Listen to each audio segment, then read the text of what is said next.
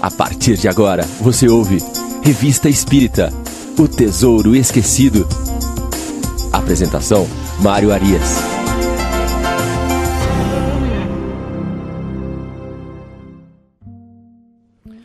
Olá, estamos de volta com mais um Revista Espírita, O Tesouro Esquecido. Estamos no nosso programa de número 8.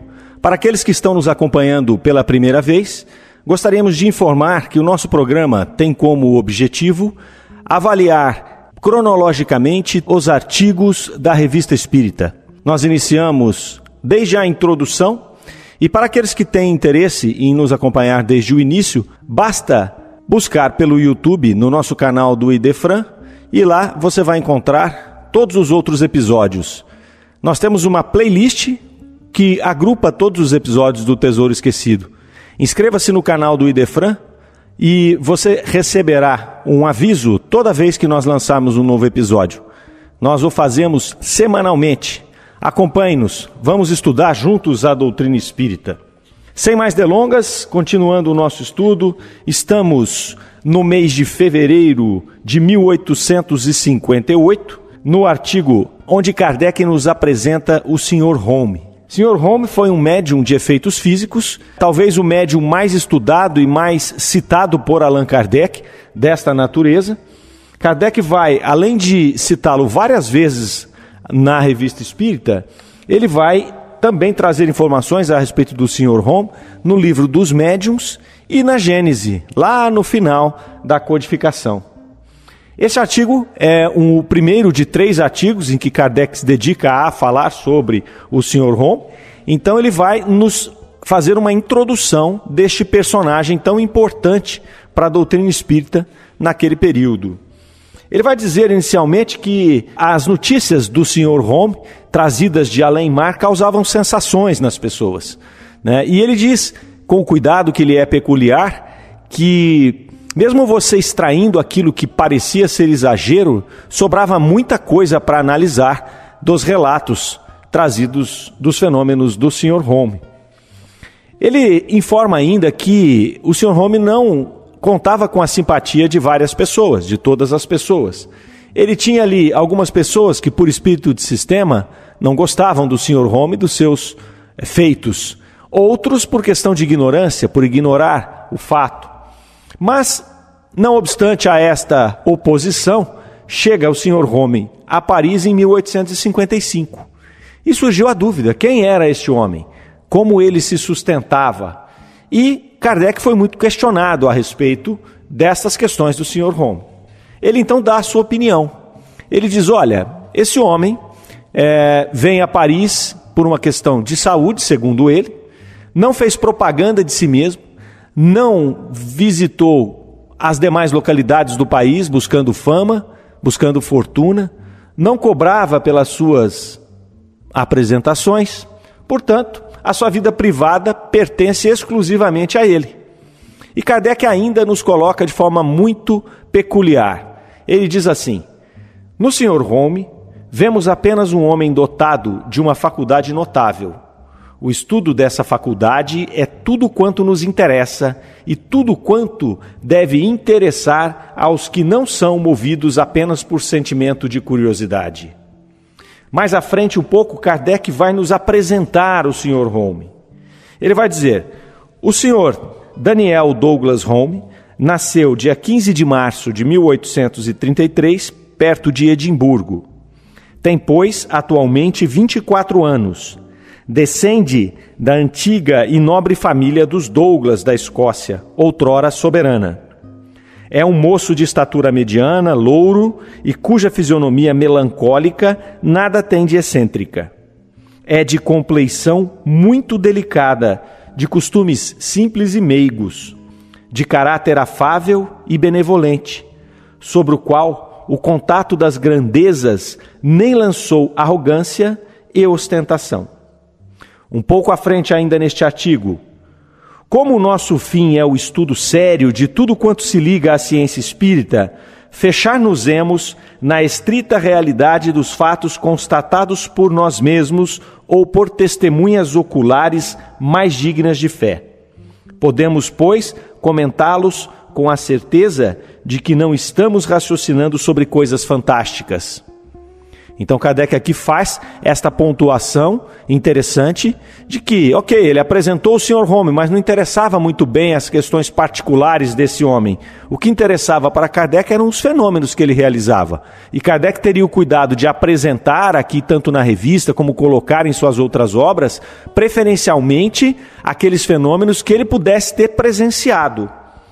Ou então que pessoas de boa fé, de confiança dele, tivessem sido testemunhas oculares. Então Kardec sempre buscava separar essas colocações que eram vindas de terceiros, ele cuidava de aferir para saber se aquilo tinha veracidade mesmo.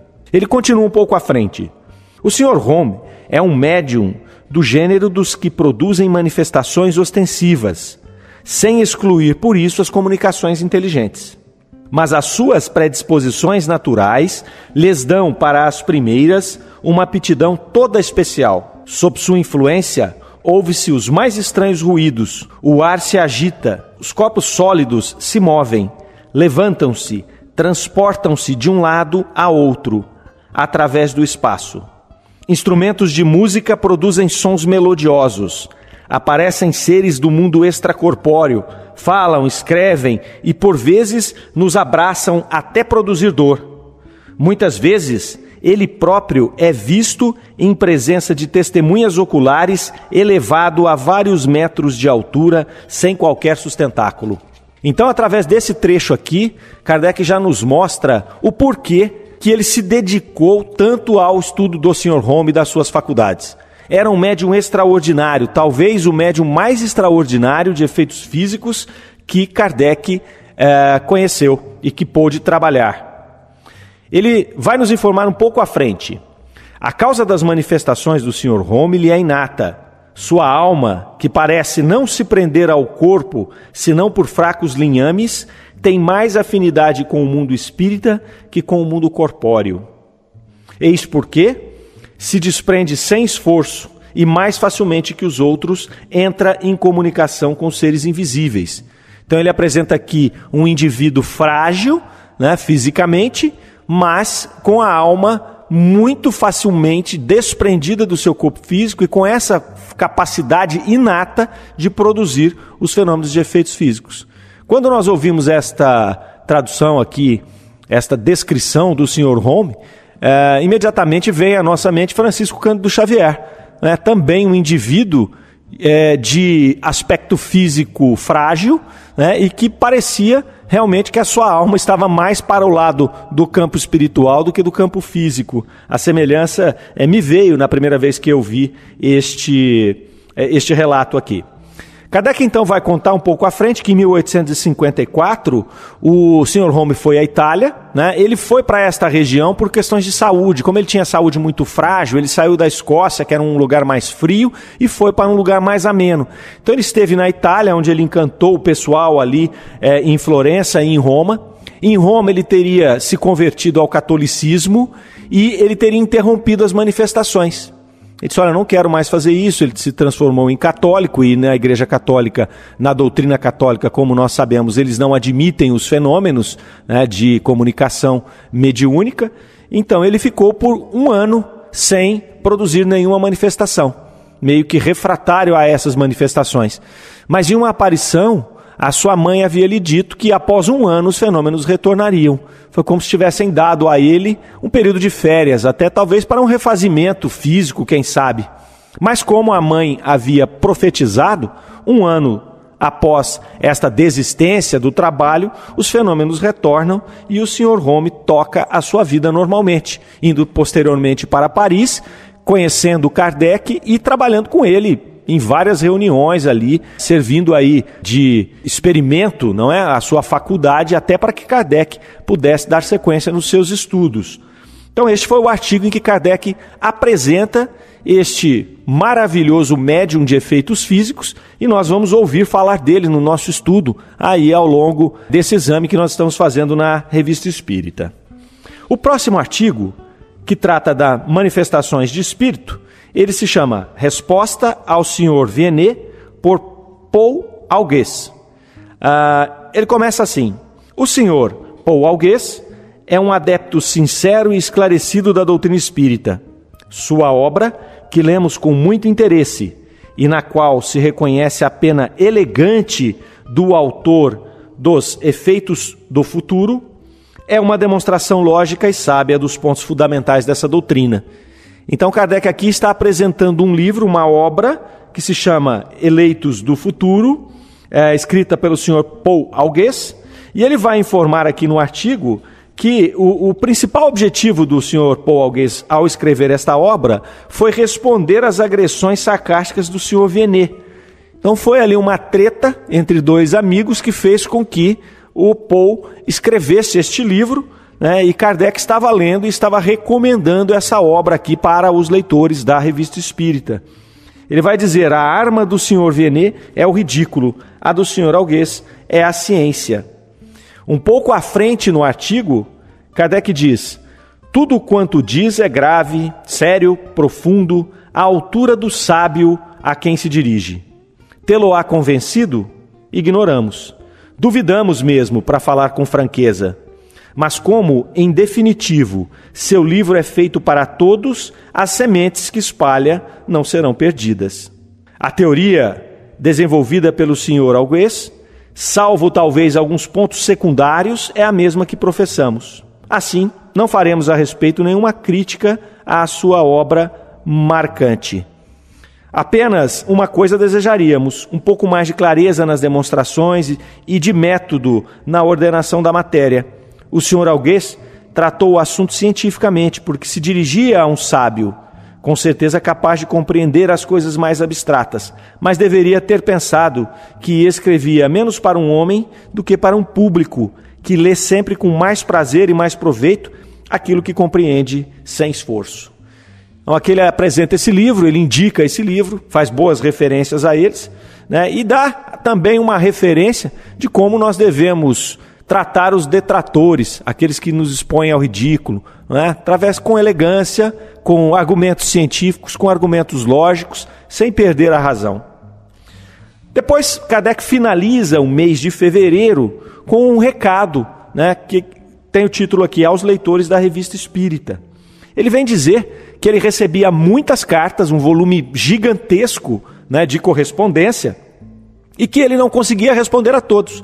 Então ele vai se justificar aqui na própria revista, e ele vai dizer ali: a multiplicidade de nossas ocupações, junto à extensa correspondência, nos deixa por vezes na impossibilidade material de responder como desejáramos e como era nosso dever às pessoas que nos honram com suas cartas.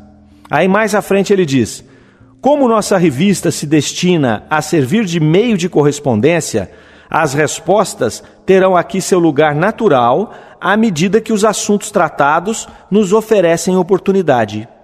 Isso será tanto mais vantajoso e de proveito para todos, quanto mais completas puderem ser as respostas. O Kardec informa aqui àqueles leitores e simpatizantes da doutrina espírita que enviavam correspondências para eles, com certeza com as mais variadas perguntas, questionamentos, né, que ele iria usar a própria Revista Espírita para poder, na medida do possível e na medida que os temas forem surgindo, para que ele iria fazer as respostas ali dentro da própria revista. Ele teve o cuidado aqui de poder demonstrar esse respeito ao público que o acompanhava na Revista Espírita. É muito bacana, né? Nós falamos lá no começo do nosso programa, lá nos primeiros episódios, que através desse estudo da Revista Espírita, a gente poderia acompanhar Kardec na evolução do processo de codificação. Nós poderíamos conhecer um pouco ali, nós iríamos conhecer um pouco do que era o século XIX, né, qual era a trajetória de Allan Kardec naquele momento, né, as suas dores, suas angústias, suas vitórias. E aqui a gente está vendo uma demonstração do que era o trabalho dele, né, com todo o trabalho que ele tinha de organizar uma obra toda, fazer os livros todos que ele fazia, participar das reuniões, fazer as análises críticas de todas as comunicações que ele recebia. Não obstante a todo esse conjunto de trabalho, ele ainda tinha uma comunicação com aquelas pessoas que eram simpatizantes e que estavam sempre, né, lhe fazendo perguntas, colocações, sugestões e tudo mais. Era um trabalho grandioso que ele vinha fazendo ali naquele momento. E assim, com essa manifestação de respeito pelos seus ouvintes, Kardec vai encerrando o mês de fevereiro de 1858. No primeiro artigo de março, Kardec vai tocar em um dos princípios básicos da doutrina espírita. É a primeira vez aqui na revista que ele vai falar sobre a pluralidade dos mundos. É o título, inclusive, deste primeiro artigo. Antes de nós entrarmos na análise do artigo, é importante fazermos uma pequena introdução sobre esse tema, porque é um tema que causa algum desconforto entre os espíritas. Eu muitas vezes já fui questionado a respeito disso, imagino que vocês ouvintes também. Nós temos, ao longo da codificação, muitos relatos de espíritos que vêm informar sobre a vida em outros planetas. E eles informam a respeito da vida em planetas próximos ao nosso aqui.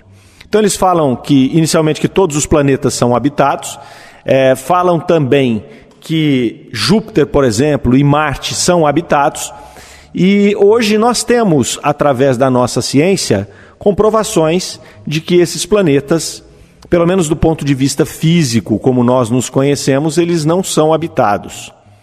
Quando nós olhamos para Marte, que os espíritos colocam como um planeta inferior ao nosso, nós ficamos um pouco confusos, poderia dizer assim, porque se nós imaginarmos uma civilização menos evoluída que a nossa, nós vamos inferir que esta civilização, ela tem um caráter mais denso, fisicamente falando, do que o nosso. E, portanto, o argumento de que a constituição física desses indivíduos e das suas construções, da sua constituição material, seria diferente e, portanto, imperceptível aos nossos sentidos, ela não faz muito sentido. Pois bem, quando nós vamos para Júpiter, que eles colocam que é um planeta mais evoluído, esse argumento poderia até ser utilizado. Mas eu prefiro seguir outra linha. Eu prefiro seguir a linha de nós compreendermos a ciência da época. Kardec estava envolvido por uma ciência do século XIX. Ele podia ter certeza das coisas que a ciência do século XIX já tinha descoberto. Eu acredito que se fosse nos dias de hoje uma manifestação dizendo que em Marte nós tínhamos uma vida física, uma sociedade ali estabelecida, Kardec ia questionar os espíritos, ia dizer, olha, não, pelo conhecimento que nós temos de Marte, pelas sondas que nós já encaminhamos a Marte, não podemos aceitar esta informação passivamente. Nós temos que compreender o que é que você está falando, porque lá não tem essa vida como nós conhecemos. No século XIX, Kardec não tinha essa condição de fazer essas argumentações. Tampouco Kardec se preocupava muito com essas questões que são pertinentes à ciência convencional. Isso não faz parte do objeto de estudo da doutrina espírita. Então Kardec vai focar mais nesta distribuição desta vida nesses mundos e na condição evolutiva de cada mundo. E como se fariam sociedades dentro desses mundos conforme esta condição evolutiva. Esse é o ponto que Kardec mais foca ao longo de todo o processo. E ele vai deixando sempre subjetivamente essa questão de haver ou não a vida ali. Por parte dos espíritos que trouxeram essas informações, eu já indaguei várias pessoas a respeito disso, já fiz várias reflexões a respeito disso também, e a gente pensa, por que esses espíritos falaram realmente que Marte haveria e que Júpiter haveria? Olha, eu imagino, e aí é novamente uma especulação minha, eu imagino que esses espíritos, nós temos duas condições para poder, dois caminhos para poder seguir nessa reflexão. Uma delas é que esses espíritos estavam preocupados também com a questão moral e com a constituição de cada mundo que eles estavam explicando em cada fase evolutiva e com a condição moral daqueles espíritos que ali estavam, como é que esse mundo se formatava, né? Essa é uma linha de raciocínio. E aí, portanto, eles não se preocupavam, eles deram como ponto de referência o planeta Marte e o planeta Júpiter para que se formatasse na nossa cabeça, que nós precisamos de referência, para que se formatasse na nossa cabeça esta condição de entendimento. Essa é uma linha de raciocínio. A outra linha de raciocínio que nós podemos seguir é a de que esses espíritos que trouxeram essas informações tinham um conhecimento da questão dos mundos, da questão evolutiva dos mundos, conforme a evolução moral dos seres que ali habitavam, mas que eles não tinham o conhecimento de quais eram esses mundos habitados. e que eles acreditavam que seria Júpiter e Marte, mas na verdade esses planos que eles tinham essa ou intuição ou tinham tido essa visão eram outros planetas que não estes dois citados. Então essas duas linhas de raciocínio são as linhas que eu sigo, né, para poder avaliar este fato, apesar de que isso não tem importância nenhuma, porque a doutrina espírita, o objeto de estudo dela é o espírito e o plano espiritual, o mundo espiritual. A questão física fica para a ciência, né, mandar uma sonda lá para Marte e observar isso. Um dos grandes argumentos que Kardec vai tratar a partir desse artigo aqui, depois ele vai avançar em vários outros artigos, é o argumento da quantidade de planetas e sistemas existentes no mundo. Só para a gente ter uma ideia, nós temos aqui só na Via Láctea aproximadamente 100 bilhões de planetas. São 100 bilhões de planetas. Nós conhecemos pouquíssimos planetas, mas são aproximadamente 100 bilhões de planetas. Ok, a Via Láctea é uma galáxia. O telescópio Hubble fez um trabalho, né, de investigação, ele foi lançado e através da coleta do material que ele pôde fotografar na sua viagem, ele trouxe informações para os cientistas, onde levou-se a estimar que existam no mínimo 2 trilhões de galáxias no universo. 2 trilhões de galáxias. Então vejam, se só na nossa galáxia nós temos mais de 100 bilhões de planetas e no universo inteiro nós temos mais de 2 trilhões de galáxias, imaginar que apenas o planeta Terra é habitado é um tremendo de um contrassenso. É imaginar que Deus criou o universo inteiro e colocou vida, ainda uma vida tão limitada como a nossa, em um único planeta, no meio de trilhões de planetas que estão aí espalhados por todo o universo. Então essa pequena introdução foi para que a gente possa se contextualizar com esse que é um dos princípios básicos da doutrina espírita e para que possamos ter um ponto de partida para vir analisando os artigos em que Kardec vai falar desse tema. Nesse artigo em específico que nós estamos nos referindo hoje, a pluralidade dos mundos, ele começa fazendo uma introdução, vamos ler aqui um trecho dele para ver a introdução que Kardec fez a esse tema. Quem ainda não se perguntou, ao considerar a Lua e outros astros, se esses globos são habitados? Antes que a ciência nos houvesse iniciado na natureza desses astros, era possível a dúvida. No estado atual de nossos conhecimentos, pelo menos existe a probabilidade. Mas essa ideia realmente sedutora, fazem-se objeções tiradas da própria ciência. Disse que a Lua, ao que parece, não tem atmosfera e possivelmente não tem água. Em Mercúrio, à vista de sua proximidade do Sol, a temperatura média deve ser a do chumbo em fusão. Em Saturno dá-se o oposto. Não temos um termo de comparação para o frio que ali deve existir. A luz do Sol deve ser lá muito fraca. Apesar da reflexão de suas 7 luas e de seu anel, pois àquela distância o Sol deve aparecer apenas como uma estrela de primeira grandeza. Em tais condições pergunta-se se nele é possível a vida. Não se compreende que semelhante objeção possa ser feita por homens sérios. Se a atmosfera da Lua não foi percebida, será racional inferir que não exista? Um pouco à frente. Em relação aos seres vivos, não seria negar o poder divino, julgar impossível uma organização diferente da que conhecemos? E aí um pouco mais à frente ainda. Se jamais houvéssemos visto um peixe, não poderíamos conceber seres vivendo na água? Então Kardec vai fazendo aqui algumas argumentações, mesmo compreendendo que a ciência da época já havia demonstrado que em alguns planetas não era possível a condição de vida, ele faz alguns questionamentos aqui com relação a o que é condições de vida. E aí ele cita, por exemplo, o peixe, né? Se nós nunca tivéssemos visto um peixe, nós iríamos dizer, não, nenhum ser vivo pode viver embaixo d'água. Como nós já vimos os peixes, nós sabemos disso hoje. Então ele quer dizer, olha, tudo bem, lá não tem atmosfera, mas quem pode afirmar que num lugar que não tem atmosfera não possa haver uma forma de vida diferente da nossa, que não dependa desse tipo de ambiente para sobreviver? Ele vai fazendo essas argumentações aí. E aí depois, um pouco à frente, ele vai falar dessa quantidade de astros, né? E ele fala lá, milhões de globos invisíveis a olho nu na nossa galáxia. né? Então ele está falando em milhões aqui. Nós chegamos depois, a ciência nos falando em algo em torno de 100 bilhões. A ciência da época admitia milhões.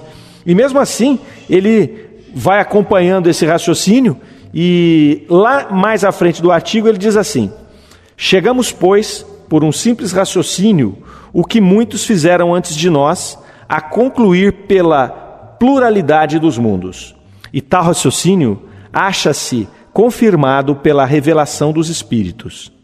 Realmente, eles nos ensinam que todos esses mundos são habitados por seres corpóreos, apropriados à constituição física de cada globo, que entre os habitantes desses mundos, uns são mais, outros menos adiantados que nós, do ponto de vista intelectual, moral e mesmo físico. Ainda mais hoje, sabemos que é possível entrar em relação com eles e obter esclarecimentos sobre seu estado. Sabemos ainda que não só todos os globos são habitados por seres corpóreos, mas que o espaço é povoado por seres inteligentes, invisíveis para nós, por causa do véu material lançado sobre nossa alma, e que revelam sua existência por meios ocultos ou patentes. Assim, tudo é povoado no universo. A vida e a inteligência estão por toda parte. Os globos sólidos no ar, nas entranhas da terra e até nas profundezas etéreas. Haverá em tal doutrina algo que repugne à razão? Não é ao mesmo tempo grandiosa e sublime? Ela nos eleva por nossa mesma pequenez, bem ao contrário desse pensamento egoísta e mesquinho que nos coloca como únicos seres dignos de ocupar o pensamento de Deus. Então, nesse primeiro artigo aqui, falando sobre a pluralidade dos mundos habitados, Kardec faz esta argumentação, esse raciocínio, né, que passa pela informação dos espíritos, que passa pela ciência, colocando que nesses ambientes aí pode-se haver uma vida diferente da nossa constituição física e, portanto, ela não é notada por nós mesmos. Isso é um fato também. Nós fizemos aí há um tempo atrás um aparelho para buscar a vida em outros planetas, e esse aparelho, ao ser passado em volta da Terra, não detectou vida no planeta Terra, né? Ou por um defeito qualquer, ou pela impossibilidade, uma vez lançado ao espaço. Enfim, há uma dificuldade enorme de nós podermos identificar esse tipo de tecnologia ou de vida, até porque, como ele bem coloca aqui, a constituição física pode ser diferente. Mas nós não podemos deixar de observar que, com os conhecimentos de hoje, nós sabemos que na Lua e Marte nós não temos vida da forma como nós compreendemos, vida material, tampouco construções. Então Kardec faz aqui a colocação de que existem também mundos espirituais que se constituem em todo o universo. Isso já é um fato, tanto que nós sabemos que os espíritos estão à nossa volta e eles aqui estão mesmo que nós não os percebamos. O Kardec faz todo esse contexto aqui para depois começar a apresentar essas situações dos mundos habitados. Novamente, nós vamos nos prender aqui no nosso estudo às questões morais, intelectuais e evolutivas desses mundos. É assim que a gente vai poder compreender o que os espíritos estavam nos trazendo aqui. O próximo artigo ele vai falar de Júpiter, o artigo chama-se Júpiter e alguns outros mundos. E depois à frente ele vai trazer várias comunicações de vários espíritos que dizem viver nestes mundos e que contam como são as estruturas, as condições intelectuais, morais de cada um desses grupos de planetas espalhados pelo universo. Então nós temos muito ainda para estudar. Nós vamos aqui encerrando o nosso programa de hoje e retornaremos dentro de uma semana, aguardando que todos estejam conosco novamente. Fiquem com Deus, um grande abraço. Você ouviu Revista Espírita, O Tesouro Esquecido.